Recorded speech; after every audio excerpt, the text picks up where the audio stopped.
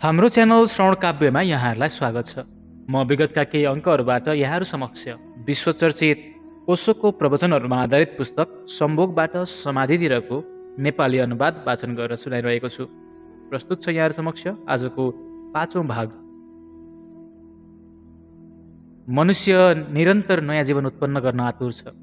हामी त्यसलाई यौन भन्दछौँ, हामी त्यसलाई कामको वासना भन्दछौँ। तर त्यस वासनाको मूल अर्थ के हो? मूल अर्थ यति मात्र हो, मनुष्य आफूसँगै समाप्त हुन चाहँदैन, अगाडि पनि जीवन उत्पन्न गर्न चाहन्छ। तर किन?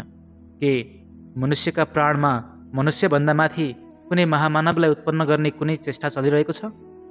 निश्चय नै चलिरहेको छ।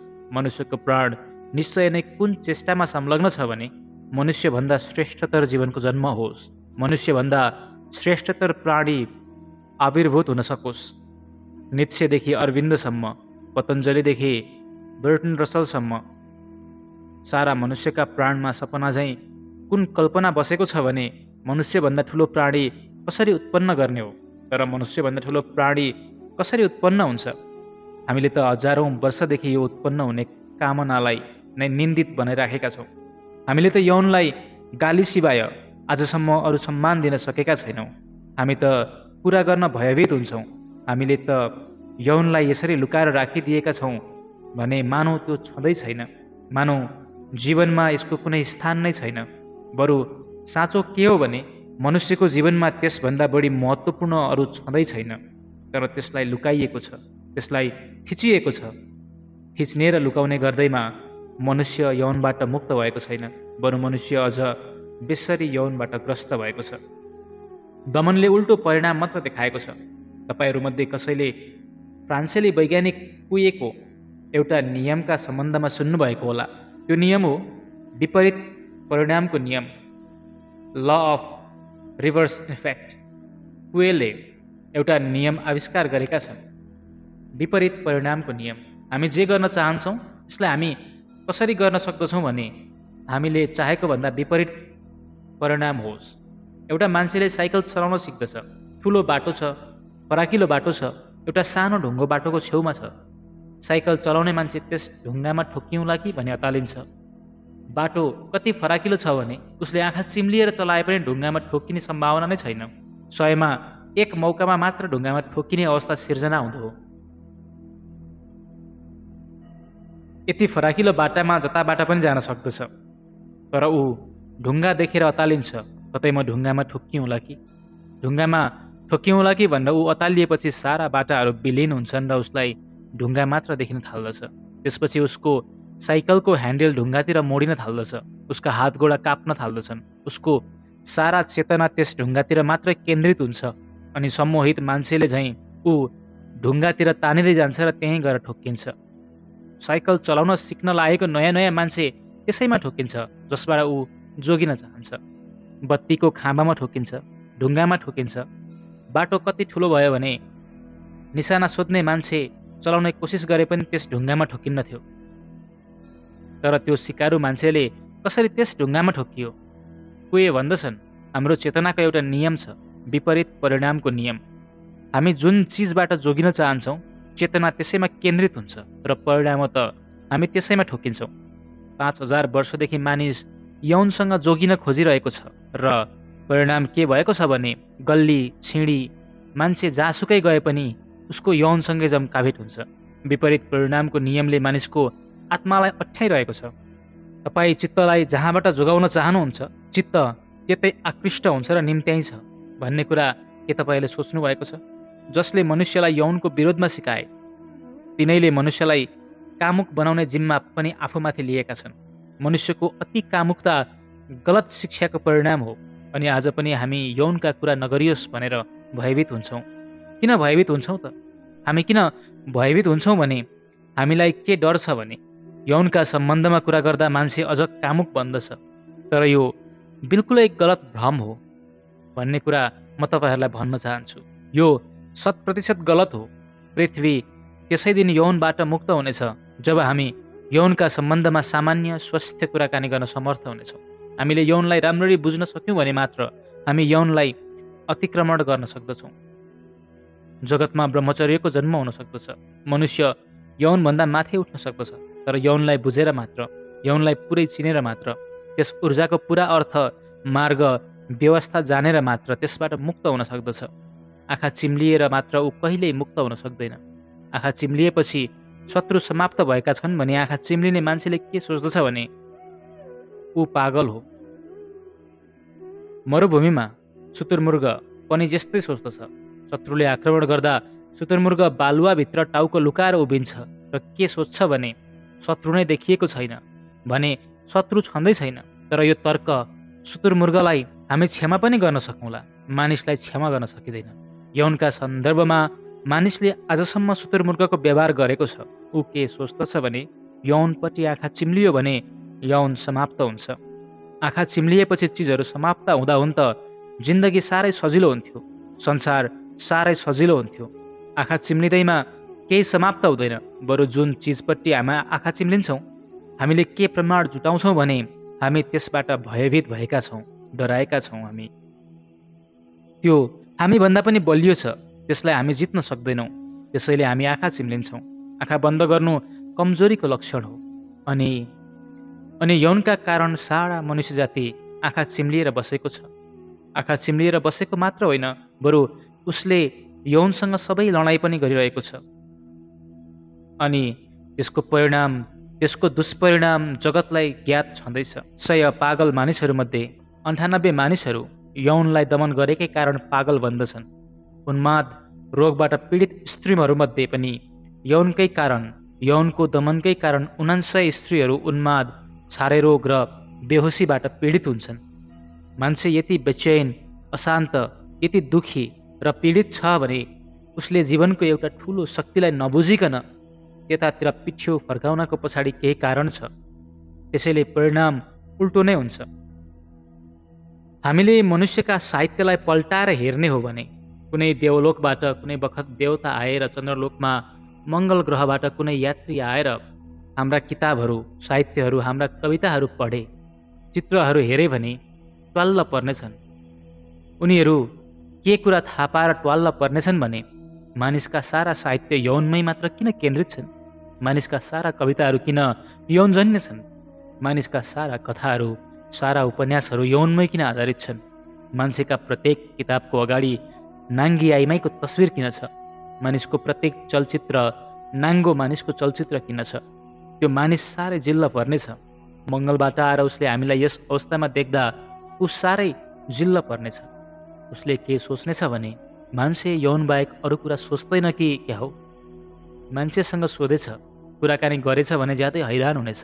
मान्छे आत्मा, परमात्मा, स्वर्ग र मोक्षका कुरा गर्दछ, यौनका कुरा त कोही पनि गर्दैनन्। अनि उसको सारा व्यक्तित्व चारैतिरबाट यौनले भरिएको छ। मङ्गल ग्रहवासी त ज्यादै हैरान हुनेछ। उसले भन्नेछ, जुन चिजका कुरासम्म गरिँदैन त्यसलाई चारैतिरबाट तृप्त पार्ने हजारौँ हजार पागल कोसिस किन गरिन्छ। मान्छेलाई हामीले विकृत बनाएका छौँ, राम्रा नामका आधारमा विकृत बनाएका छौँ।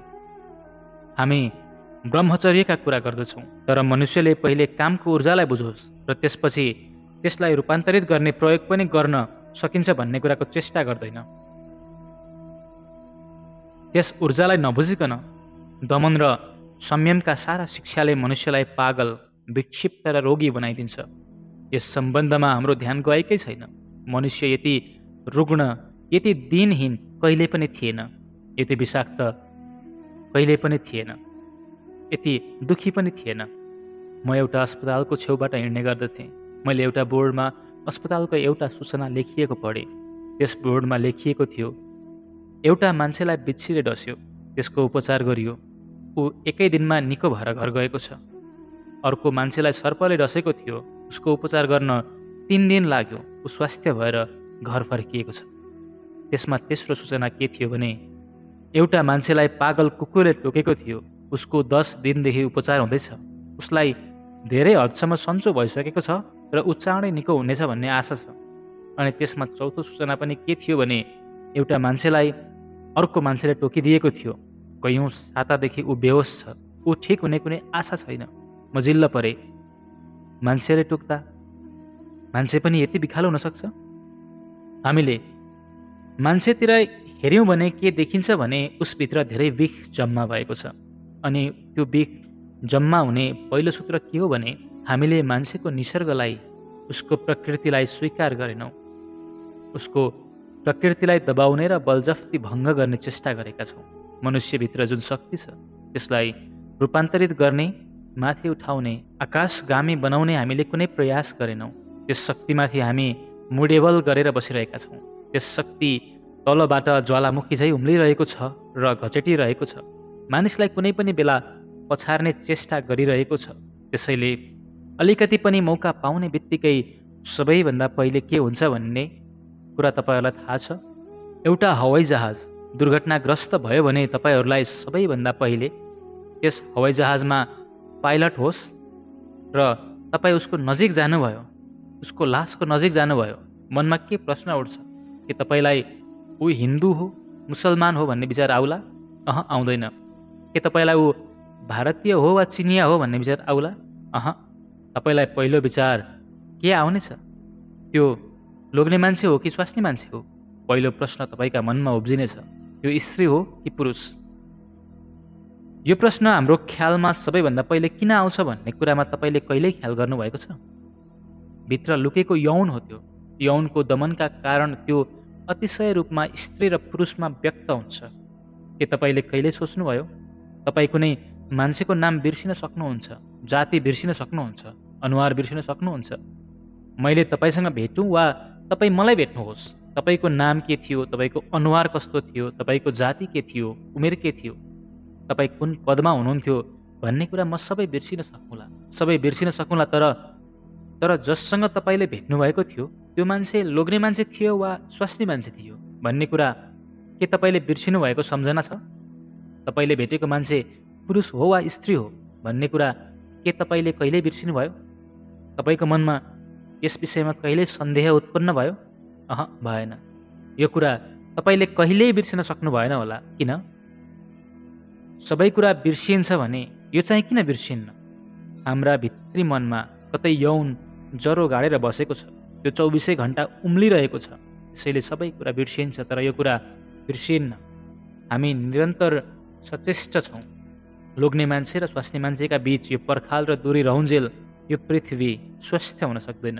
भित्र उम्लिरहेको आगोमाथि हामी बलजफ्ती बसुन्जेल यो पृथ्वी शान्त हुन सक्दैन। त्यस आगोलाई दिनहुँ दबाउनु परेको छ। त्यस आगोलाई प्रतिक्षण थिचेर राख्नु परेको छ। त्यस आगोले हामीलाई पनि डढाउँछ, सारा जीवनलाई खरानी बनाइदिन्छ। तैपनि हामी त्यो आगो के थियो भनी विचार गर्न तयार हुँदैनौँ। अनि म तपाईँहरूलाई भन्दछु, हामीले त्यस आगोलाई बुझ्यौँ भने त्यो शत्रु होइन, मित्र हो। हामीले त्यस आगोलाई बुझ्यौँ भने त्यसले हामीलाई डढाउँदैन। जाडामा हाम्रा घरलाई न्यानो पनि बनाउन सक्छ, हाम्रो रोटी पनि पकाउन सक्छ, हाम्रो जिन्दगीका लागि सहयोगी र मित्र पनि हुन सक्छ। लाखौँ वर्षदेखि आकाशमा बिजुली चम्कन्थ्यो, कहिले कसैमाथि चट्याङ खस्दथ्यो र ज्यान जान्थ्यो। एक दिन त्यही बिजुलीले घरमा पङ्खा चलाउला भन्ने कसैले सोचेका थिएनन् होला। त्यसैले अँध्यारोमा उज्यालो छर्ला भनेर कसैले पनि सोचेका थिएनन्। तर आज त्यही बिजुली हाम्रो साथी बनेको छ। किन? बिजुलीतिर हामीले आँखा चिम्लिएर बसेको भए त्यसको रहस्य कहिल्यै थाहा पाउन सक्ने थिएनौँ र कहिले यसको उपयोग पनि गर्न सक्ने थिएनौँ। हो, त्यो हाम्रो शत्रु नै रहिरहने थियो। तर होइन, मानिसले बिजुलीप्रति मित्रभाव राख्यो। उसले बिजुलीलाई बुझ्ने प्रयास गर्यो, उसले जान्ने प्रयास गर्यो, अनि बिस्तारै बिस्तारै बिजुली उसको साथी बन्यो। आज बिजुली बिना जमिनमा छिनभर पनि बाँच्न गाह्रो होला। मनुष्यभित्र बिजुलीभन्दा पनि ठुलो शक्ति छ यौनको। मनुष्यभित्र अणुको शक्तिभन्दा पनि ठुलो शक्ति छ यौनको। के तपाईँले यो शक्ति के हो र यसलाई हामी कसरी रूपान्तरण गरौँ भनेर कहिल्यै सोच्नुभयो? एउटा सानो अणुमा कति शक्ति छ भने हिरोसिमाको 1 लाख बस्ती भएको नगर पुरै सखाप हुन सक्दछ। के तपाईँले कामको ऊर्जाको एउटा अणुले एउटा नयाँ व्यक्तिलाई जन्म दिन्छ भन्ने कुरा कहिल्यै सोच्नुभयो? त्यस व्यक्तिमा गान्धी जन्मिन सक्दछ, त्यस व्यक्तिमा महावीर जन्मन सक्दछ, त्यस व्यक्तिमा बुद्ध जन्मन सक्दछ, यीशु जन्मन सक्दछ, त्यसबाट आइन्स्टाइन जन्मन सक्दछ, न्युटन जन्मन सक्दछ। एउटा मनुष्यको कामको ऊर्जाको सानो अणुले गान्धीलाई लुकाएको छ। गान्धी जस्ता विराट व्यक्तित्वले जन्म लिन सक्दछ, तर हामी यौनलाई बुझ्न तयार छैनौँ। तर हामी यौनको ऊर्जाका सम्बन्धमा कुरा गर्ने आँट गर्न तयार छैनौँ, जसबाट सारा जीवनको जन्म हुन्छ। त्यस शक्तिलाई बुझ्न नचाहने कुन चाहिँ डरले हामीलाई अप्ठ्यार राखेको छ? कुन चाहिँ डर हो? कुन चाहिँ अत्याहट हो? मैले यस अघिको बम्बईको सभामा यस सम्बन्धमा केही कुरा भनेको थिएँ। त्यति बेला ठुलो अत्याहट भयो। तपाईँ यस्ता कुरा नगर्नुहोस् भनेर मलाई धेरै पत्रहरू पठाइए। यस्ता कुरा गर्दै नगर्नुहोस्, यस्ता कुरा गर्न मलाई धेरै पत्रहरू, यस्ता कुरा गर्न किन नहुने हो भनेर म छक्क परेँ। हामीभित्र शक्ति छ भने त्यसलाई किन नबुझ्ने, त्यसलाई किन नचिन्ने? अनि नजानी, नबुझी, त्यसका नियम नबुझी हामी त्यस शक्तिलाई कसरी माथि उठाउन सक्दछौँ? चिनेपछि हामी त्यसमाथि विजय पाउन पनि सक्दछौँ, परिवर्तन गर्न पनि सक्दछौँ। तर नजानिकन त हामी त्यसका हातबाट मर्नेछौँ र कुहिनेछौँ, अनि त्यसबाट कहिल्यै मुक्त हुन सक्ने छैनौँ। यौनका सम्बन्धमा कुरा गर्न जसले रोक लगाउँछ तिनैले पृथ्वीलाई यौनको खाँदमा हालेका छन्। म तपाईँहरूलाई यो कुरा भन्न चाहन्छु, जो अतालिन्छन् र धर्मको यौनसँग कुनै सम्बन्ध छैन भन्ने ठान्दछन्, ती आफैमा पागल त हुँदै हुन्, सारा पृथ्वीलाई पागल बनाउने काममा सहयोगी भइरहेका छन्। धर्मको सम्बन्धमा मनुष्यको ऊर्जाको रूपान्तरणसँग गाँसिएको छ। धर्मको सम्बन्ध मनुष्यको शक्तिलाई रूपान्तरण गर्ने कामसँग जोडिएको छ। धर्म के चाहन्छ भने मनुष्यको व्यक्तित्वमा जे लुकेको छ त्यो श्रेष्ठतम रूपबाट अभिव्यक्त होस्। धर्म के चाहन्छ भने मनुष्यको जीवन निम्नबाट उच्चतर्फको यात्रा बनोस्, पदार्थबाट परमात्मासम्म पुगोस्। तर यो आकाङ्क्षा त्यतिखेर मात्र पुरा हुन सक्दछ हामी जहाँ पुग्न चाहन्छौँ त्यस स्थानलाई जान्नु त्यति उपयोगी होइन, जति हामी जहाँ उभिएका छौँ त्यस स्थानलाई बुझ्नु उपयोगी छ, किनभने त्यहीँबाट यात्रा थाल्नुपर्ने हो। यौन तथ्य हो मनुष्य जीवनको, अनि परमात्मा अझै टाढा छन्। यौन हाम्रो जीवनको तथ्य हो। यस तथ्यलाई बुझेर हामी परमात्मासम्मको सत्यसम्मको यात्रा पनि गर्न सक्दछौँ। तर यसलाई नजानी, नबुझी अगाडि बढ्न सक्दैनौँ। कोलका गोरु झैँ त्यसकै वरिपरि नै घुमिरहनेछौँ, त्यसका वरिपरि नै घुमिरहनेछौँ। मैले अघिल्लो सभामा केही कुरा भन्दा मलाई कता कता के लाग्यो भने हामी जीवनको वास्तविकतालाई बुझ्ने तयारी पनि गर्न चाहँदैनौँ। त्यसो भए हामी के गर्न सक्दछौँ त? अनि अब के हुन सक्दछ? फेरि ईश्वर परमात्माका सारा कुरा सान्तवना, कोरा सान्तवनाका कुरा हुन्, झुटा हुन्। किनभने जीवनको परम सत्य जतिसुकै नग्न किन नहोस् त्यसलाई जान्नै पर्छ, बुझ्नै पर्दछ। पहिलो कुरो त के जान्नु जरुरी छ भने मनुष्यको जन्म यौनबाट हुन्छ। मनुष्यको सारा व्यक्तित्व यौनका अणुहरूबाट बनेको हुन्छ। मनुष्यको सारा प्राण यौनको ऊर्जाले भरिएको छ। जीवनको ऊर्जा अर्थात् कामको ऊर्जा। कामको ऊर्जा के हो? यसले हाम्रो जीवनलाई किन यति बेसरी झकझकाइदिन्छ? हाम्रो जीवनलाई किन यति प्रभावित पार्दछ?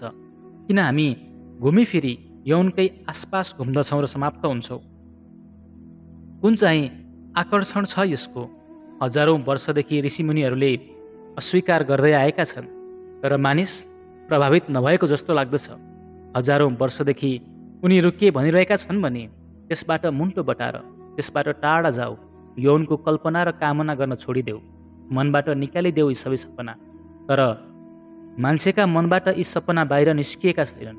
यसरी त निस्कन पनि सक्दैनन्। बरु म यति हैरान भएको छु, म वेश्याहरूसँग पनि भेटेको छु, तर वेश्याहरूले मसँग यौनका कुरा गरेनन्।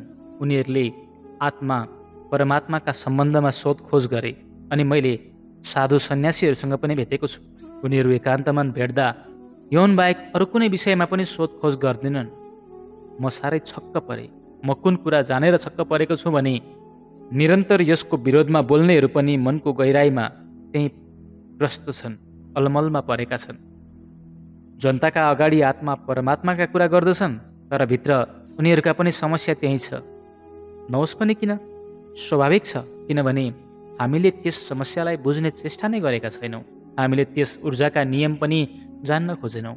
अनि हामीले कहिले पनि के सोधेनौँ भने मनुष्यलाई यति आकर्षण किन छ? कसले सिकाउँछ तपाईँलाई यौन? सारा संसार त सिकाउने कामको विरोधमा अनेक उपाय गर्छन्। आमाबाबु के चेष्टा गर्दछन् भने छोराछोरीहरूलाई पत्तो नहोस्। शिक्षकहरू चेष्टा गर्दछन्, धर्मशास्त्रहरू चेष्टा गर्दछन्।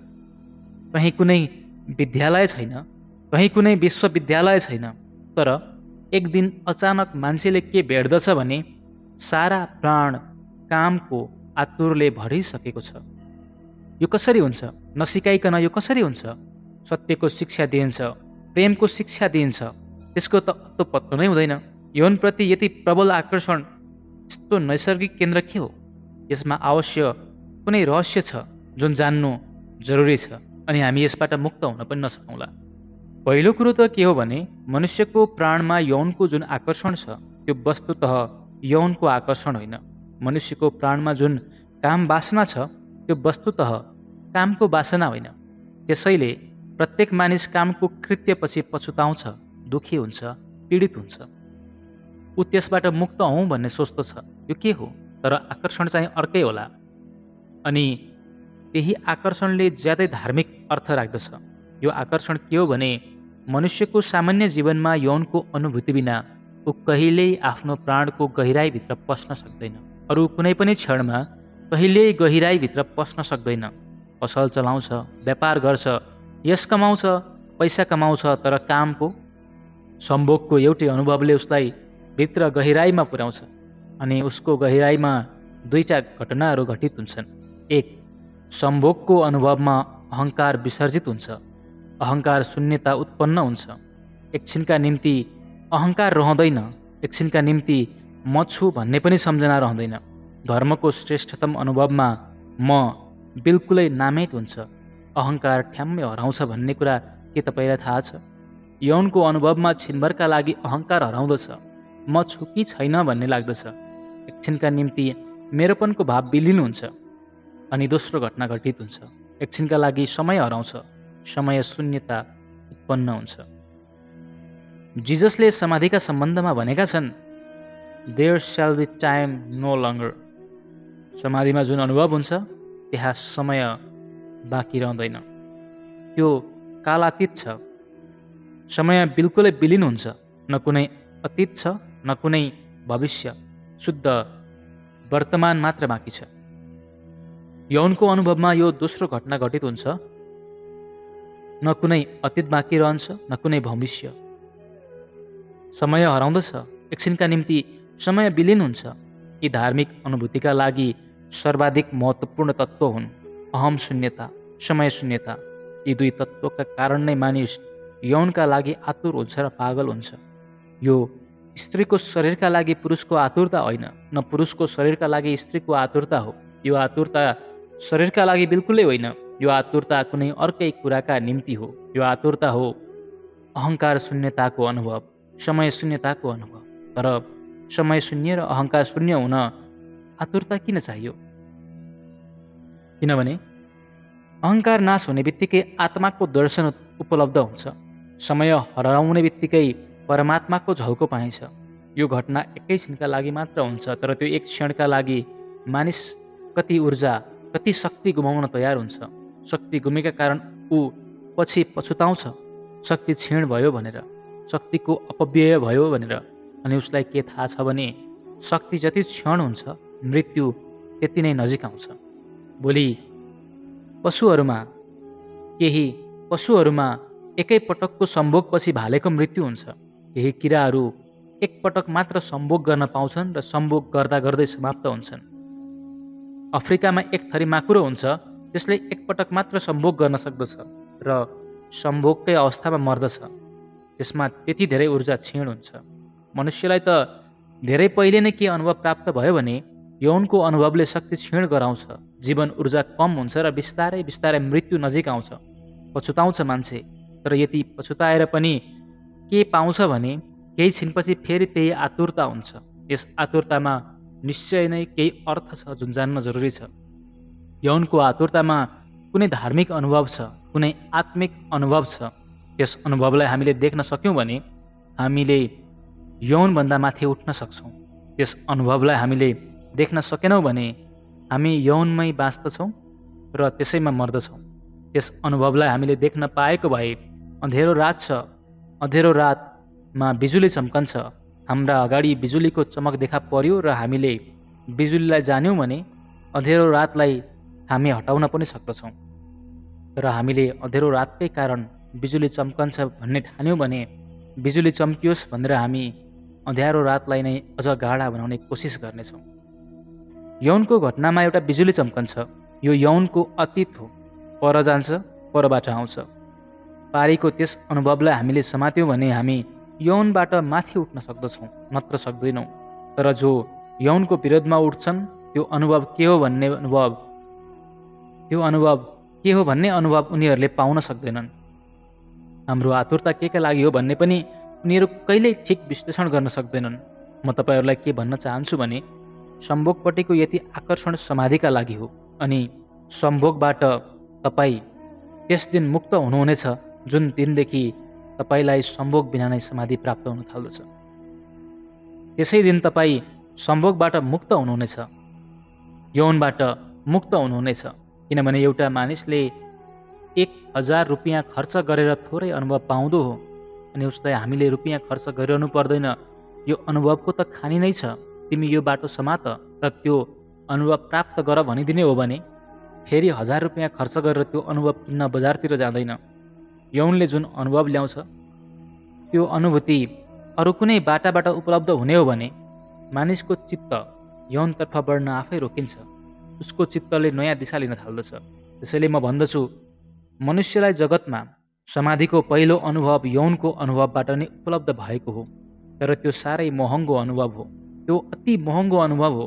अनि दोस्रो कारण के हो भने त्यो अनुभव कहिल्यै पनि एक छिनभन्दा बढी गहिरो हुन सक्दैन। एक छिनका लागि झल्को पाइन्छ र हामी फर्किएर आफ्नै ठाउँमा आइपुग्छौँ। एक छिनका लागि कुनै लोकमाथि पुग्दछौँ, कुनै गहिराईभित्र, कुनै चरम अनुभवमाथि, कुनै शिखरमाथि पुग्नुपर्ने हुन्छ, अनि हामी पुग्न पनि सक्दैनौँ र तल झर्दछौँ। जसरी समुद्रको एउटा लहर आकाशमाथि उड्दछ, उठ्न पनि पाएको हुँदैन, पुग्न पनि पाएको हुँदैन, हावामा शिर उठाउन पनि पाएको हुँदैन, तल झर्न सुरु हुन्छ। त्यसै गरी हाम्रो यौनको अनुभव बारम्बार शक्तिको जोहो गरेर हामी उठ्ने चेष्टा गर्दछौँ। कुनै गहिरो जगतमा, कुनै उच्चो जगतमा एकछिनका लागि हामी उठ्न पाएका पनि हुँदैनौँ, अनि सबै लहरहरू छरपष्ट हुन्छन्। हामी फर्किएर आफ्नै ठाउँमा आइपुग्दछौँ अनि त्यति शक्ति र ऊर्जा गुमाउँछौँ। तर सागरको लहर बरफको पत्थर बनोस्, जमोस् र बरफ बनोस्, तब त्यसले तल झर्नुपर्ने छैन। मानिसको चित्त यौनको तरलतामा बगुन्जेल माथि उठ्दछ, झर्दछ, माथि उठ्दछ, झर्दछ, जीवनभर त्यही नै गरिरहन्छ।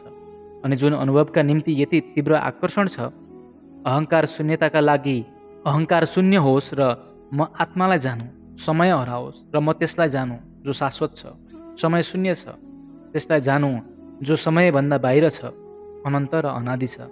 त्यसलाई जान्ने चेष्टामा सम्पूर्ण जगत यौनको केन्द्रमै घुमिरहन्छ। तर हामी यस घटनाको विरोधमा मात्र लाग्यौँ भने के होला?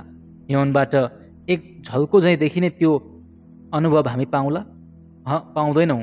हामीले यौनको विरोध गर्न थाल्यौँ भने त्यही नै हाम्रो चेतनाको केन्द्र बन्दछ। हामी यौनबाट मुक्त हुन सक्दैनौँ, बरु त्यसैमा बाँधिन्छौँ। विपरीत परिणामको नियमले काम गर्न थाल्दछ। त्यसपछि हामी त्यसमा बाँधिहाल्छौँ। त्यसपछि हामी भाग्ने कोसिस गर्दछौँ, अनि हामी जति प्रयास गर्दैछौँ उति नै भाग्दै जान्छौँ, उति नै बाँधिँदै जान्छौँ। यस सँगसँगै आजको हाम्रो 5औं भाग यही समाप्त हुन्छ। चाँडै नै 6औं भाग लिएर उपस्थित गर्ने बाचा गर्दै हाम्रो च्यानललाई सब्सक्राइब गर्न नबिर्सिनु अनुरोध गर्दै, र तपाईँहरूलाई सुन्न मन लागेको कुनै पुस्तक भए त्यस पुस्तकको नाम कमेन्टमा छोड्नु अनुरोध गर्दै, कुनै सल्लाह सुझाव प्रतिक्रिया भए हामीलाई दिनुहुन पनि म विनम्र अनुरोध गर्दै म वाचक आजको यस श्रृङ्खलाबाट बिदा हुन चाहन्छु। नमस्कार।